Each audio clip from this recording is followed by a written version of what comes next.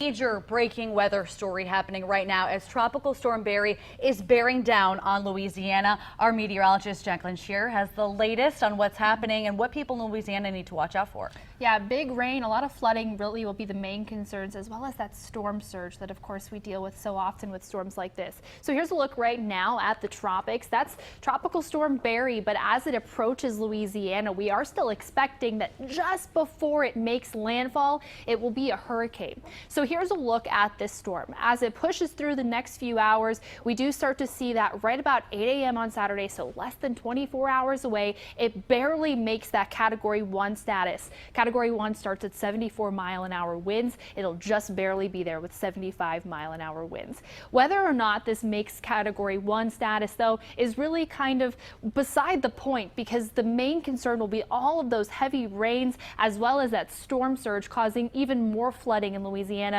And of course, they're already dealing with that. And with the storm moving this slowly, that'll be a major concern for hours, if not days.